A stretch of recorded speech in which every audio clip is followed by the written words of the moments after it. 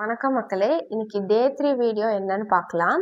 பொடுகு இருக்கு, அதோட சேர்த்து எனக்கு ஹேர் ஃபாலும் நிறைய இருக்கு அப்படின்னா எல்லாரும் என்ன நினைச்சுக்கிறாங்கன்னா, பொடுகுனால தான் எனக்கு ஹேர் ஃபால் ஆகுது, அதனால எனக்கு முடி வளராதா அப்படின்ற மாதிரி நினைச்சுக்கிறாங்க.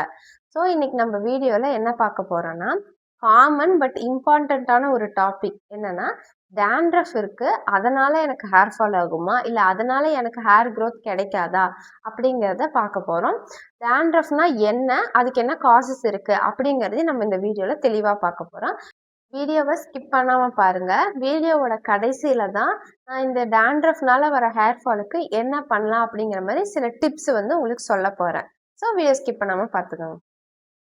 டேண்ட்ரஃப் இருக்க பல பேர் என்ன நினச்சிக்கிறாங்கன்னா, டேண்ட்ரஃப்னால ஹேர் ஃபால் ஆகும், டேண்ட்ரஃப் இருந்தாலே முடி வளராது அப்படிங்கிற மாதிரி நினச்சிக்கிறாங்க. பட் டேண்ட்ரஃப்னால டைரெக்டாக ஹேர் ஃபால் நடக்கவே நடக்காது.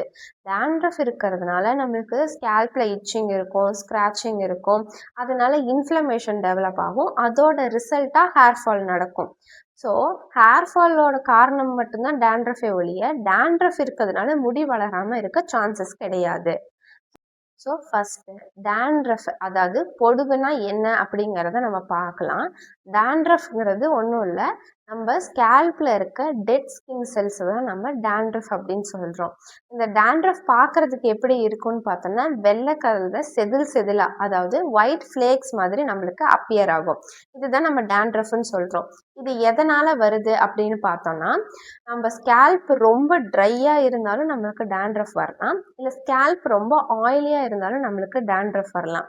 இல்லை நம்ம ஒர்க் அவுட் பண்ணுறோம், வெளியில் போகிறோம், அந்த மாதிரி இருக்கும்போது நம்ம ஸ்கேல்ப் ரொம்ப டர்ட்டியாக இருக்கும், அதை நம்ம ஹேர் வாஷ் பண்ணும்போது ஒழுங்காக ஹேர் வாஷ் பண்ணாதனால கூட நம்மளுக்கு டேண்ட்ரஃப் டெவலப் ஆகலாம். நம்ம ஹேர் வாஷ் பண்ணும்போது ராங்கான ஷாம்பு யூஸ் பண்ணுறதுனால கூட நம்மளுக்கு டேண்ட்ரஃப் வர சான்சஸ் இருக்குது. இது இல்லாமல் முக்கியமான காஸ் என்ன அப்படின்னு பார்த்தோம்னா, ஃபங்கல் இன்ஃபெக்ஷன்னால தான் நம்மளுக்கு டேண்ட்ரஃப் அதிகமாக வரும். ஸோ இப்போ நான் சொன்னது மூலிமா நீங்கள் என்ன புரிஞ்சுக்கணும் அப்படின்னா, டேண்ட்ரஃபுங்கிறது ஒரு டர்ட்டி ஸ்கேல்ப் கிடையாது, அது ஒரு ஸ்கேல்ப் கண்டிஷன். இப்போ நிறைய பேர் என்கிட்ட கேட்குற கேள்வி என்னன்னு பார்த்தீங்கன்னா, டேண்ட்ரஃப் இருக்குது, உடனே ஒரு ஆன்டி டேண்ட்ரஃப் ஷாம்பு யூஸ் பண்ணால் என் ப்ராப்ளம் சால்வ் ஆகிடுமா அப்படின்னு கேட்குறாங்க. அப்படி கிடையாது. ஒவ்வொருத்தவங்களோட ஸ்கேல்ப் டைப்பு, அதை தாண்டி அவங்களுக்கு எதனால் டேண்ட்ரஃப் வந்திருக்கு அப்படிங்கிறத பொறுத்து அதுக்கேற்ற மாதிரி ட்ரீட்மெண்ட் நம்ம பண்ணால் தான் டேண்ட்ரஃபை நம்ம கண்ட்ரோல் பண்ண முடியும், அதனால் வர ஹேர் ஃபாலையும் நம்ம கண்ட்ரோல் பண்ண முடியும். எக்ஸாம்பிளுக்கு பார்த்தீங்கன்னா, அவங்களுக்கு ஆயிலி ஸ்கேல்பாக இருக்குது, அதனால தான் டேண்ட்ரஃப் வந்திருக்கு அப்படின்னு பார்த்தோன்னா, அவங்களுக்கு ஒரு கிளென்சிங் கேர் தேவைப்படுது. இதே அவங்களுக்கு ஒரு ட்ரை ஸ்கேல்பாக இருக்குது, அதனால் டேண்ட்ரஃப் வந்திருக்கு அப்படின்னா அதுக்கு ஒரு மாய்ஸ்சரைசிங் கேர் தேவைப்படுது. ஆனால் முக்கியமான விஷயம் என்னென்னா, டேண்ட்ரஃப் பொதுவாகவே ஃபங்கல் இன்ஃபெக்ஷன்னால தான் வரும். ஸோ ஃபங்கல் இன்ஃபெக்ஷனுக்கான ட்ரீட்மெண்ட்டு தான் அவங்க எடுத்துக்கணும். அவங்க ஒரு ஆன்டி டேண்ட்ரஃப் ஷாம்பு எடுத்துக்கிறதுக்கு மூலியமாக அவங்களுக்கு டேண்ட்ரஃப் கண்டிப்பாக கண்ட்ரோல் ஆகாது. ஸோ என்ன காசுன்னு தெரிஞ்சுக்கிட்டு அதுக்கேற்ற மாதிரி சொல்யூஷன் அவங்க தேடணும். எனக்கு இப்போ தான் டேண்ட்ரஃப் ஸ்டார்ட் ஆகிற மாதிரி இருக்குது, அதுக்கு ஏதாவது டிப்ஸ் சொல்லுங்கன்னு நிறைய பேர் கேட்குறாங்க. அதை பற்றி இப்போ நம்ம பார்க்கலாம். ஃபஸ்ட்டு ஹேர் கேர் டிப் என்னென்னா, ஹேர் வாஷ் பண்ணுறது. ஹேர் வாஷ் பண்ணுறதுல முக்கியமான விஷயம் என்னென்னு பார்த்தோன்னா, டெய்லி நம்ம ஹேர் வாஷ் பண்ணக்கூடாது. வீக்லி 2 to 3 டைம்ஸ் தான் ஹேர் வாஷ் பண்ணணும்.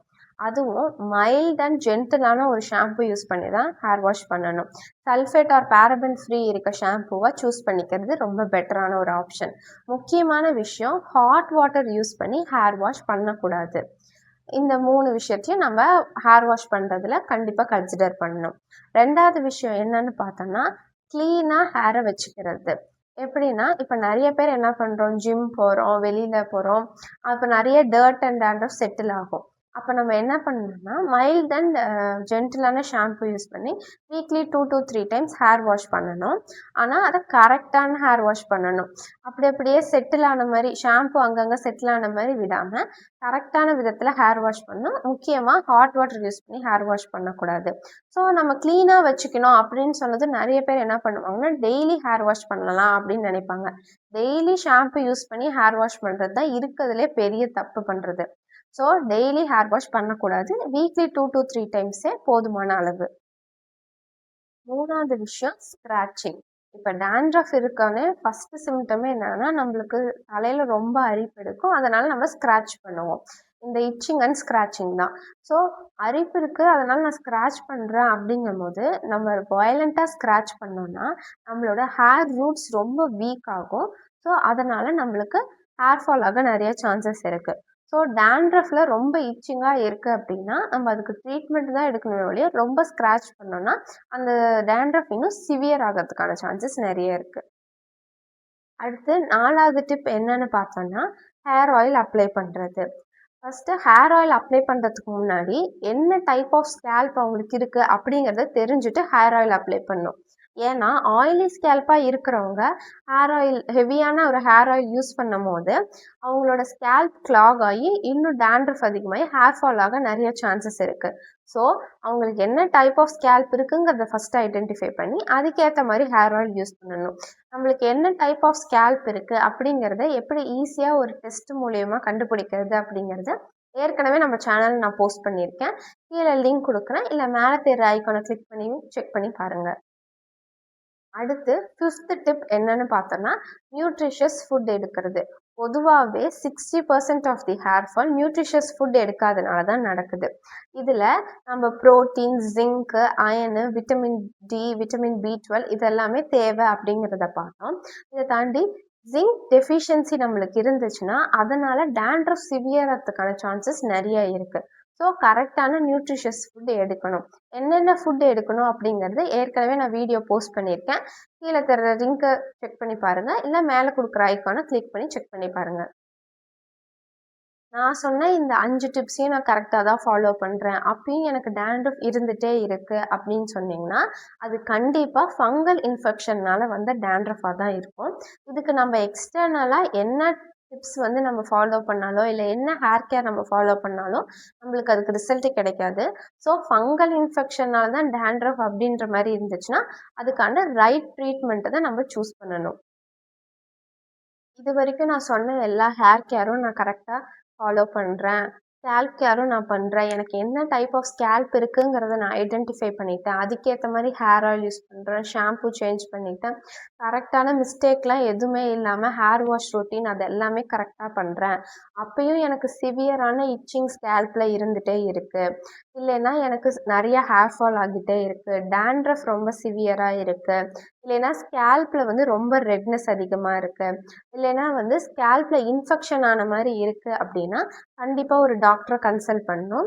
ஏன்னா இந்த டேண்ட்ரஃப் வந்துட்டு அடுத்து காம்ப்ளிகேட் ஆகி சொரியாசிஸ் இல்லைனா செபோரிக் டெர்மடைட்டிஸ் மாதிரி காம்ப்ளிகேட் ஆக நிறைய சான்சஸ் இருக்குது. ஸோ இந்த மாதிரி சிவியாரிட்டி அதிகமாக இருந்ததுன்னா கண்டிப்பாக ஒரு டாக்டரை கன்சல்ட் பண்ணுங்கள். அடுத்து முக்கியமாக எல்லாத்துக்கும் இருக்க ஒரு சந்தேகத்தை தான் தீர்க்க போகிறோம். என்னன்னு பார்த்தீங்கன்னா டேண்ட்ரஃப்னால எனக்கு ஹேர் ஃபால் வரும் அப்படின்னு நினச்சிக்கிறாங்க. அப்படி கிடையாது. டேண்ட்ரஃப்னால டைரெக்டாக நம்மளுக்கு எப்பயுமே ஹேர் ஃபால் நடக்காது.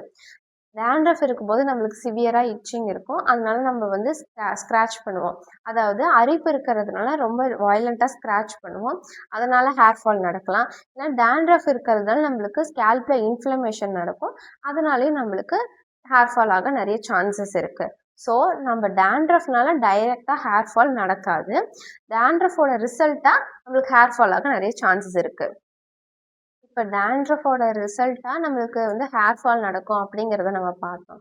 ஸோ ஒரு இச்சிங் ஸ்க்ராச்சிங்னால நம்மளுக்கு எப்படி ஹேர் ஃபால் நடக்கும் அப்படிங்கிறத நம்ம இப்போ பார்க்கலாம். நம்ம தலை வந்து அரிக்குது, அதனால் நம்ம சொரியிறோம் அப்படிங்கும் போது வயலண்ட்டாக நம்ம ஸ்க்ராட்ச் பண்ணுறதுனால நம்மளோட ஹேர் ரூட்ஸ் வந்து வீக் ஆகும். ஸோ அதனால் நம்மளுக்கு ஹேர் ஃபால் ஆக நிறைய சான்சஸ் இருக்குது. அடுத்து இன்ஃப்ளமேஷன்னால எப்படி ஹேர் ஃபால் ஆகுது அப்படிங்கிறத பார்க்கலாம். ஸ்கேல்பில் இன்ஃப்ளமேஷன் இருக்கும்போது ஹெல்த்தியான ஹேர் க்ரோத் நடக்க சான்சஸ் ரொம்ப கம்மி. ஸோ அதனாலேயும் நம்மளுக்கு ஹேர் ஃபால் ஆக நிறைய சான்சஸ் இருக்குது. அடுத்து டேண்ட்ரஃப்னா என்னன்னு நம்ம பார்த்தோம்னா ட்ரை ஃப்ளேக்ஸ்ன்னு பார்த்தோம். இந்த ட்ரை ஃப்ளேக்ஸ் நம்ம ஸ்கேல்பில் இருக்கிறது, அது இல்லாமல் நம்ம ஸ்கேல்பில் செக்ரேட் ஆகிற ஆயிலு, இது எல்லாமே என்ன ஆகும்னா நம்ம ஸ்கேல்பில் கிளாக் ஆகிக்கும். ஸோ இதோட ரிசல்ட்டாக நம்மளுக்கு ஹேர் ஃபால் ஆக நிறைய சான்சஸ் இருக்குது.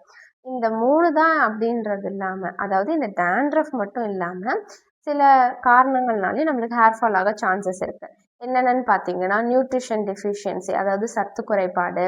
அடுத்து ஸ்ட்ரெஸ்னால நம்மளுக்கு நிறைய ஹேர் ஃபால் ஆக சான்சஸ் இருக்குது. ஒழுங்காக தூங்காதனால, ஒரு நாளைக்கு 7 to 8 ஹார்ஸ் தூங்கணும். அதுக்கு கம்மியாக தூங்குறது இல்லை இர்ரெகுலரான ஸ்லீப் பேட்டர்னால நம்மளுக்கு நிறைய ஹேர் ஃபால் ஆக சான்சஸ் இருக்குது. இது இல்லாமல் முக்கியமாக ஹார்மோனல் இம்பேலன்ஸ்னாலேயும் நம்மளுக்கு ஹேர் ஃபால் ஆக நிறைய சான்சஸ் இருக்குது. இதை பற்றி டீட்டெயில்டாக நான் Day 1 and Day 2 வீடியோவில் சொல்லியிருக்கேன். கீழே லிங்க் கொடுக்குறேன், மேலே தெரியுற ஐக்கானை கிளிக் பண்ணி செக் பண்ணி பாருங்கள். ஸோ இந்த வீடியோவில் டேண்ட்ரஃப்னா என்ன, டேண்ட்ரஃப் எதனால் வருது, அதனால் நிஜமாக ஹேர் ஃபால் நடக்குமா அப்படிங்கிறத இன்றைக்கி Day 3 வீடியோவில் நம்ம பார்த்தோம். அடுத்து Day 4 வீடியோவில் என்ன பார்க்க போகிறோன்னா ஸ்ட்ரெஸ்ஸுனால நிஜமாலுமே ஹேர் ஃபால் நடக்குமா அப்படிங்கிறத நம்ம Day 4 வீடியோவில் பார்க்கலாம்.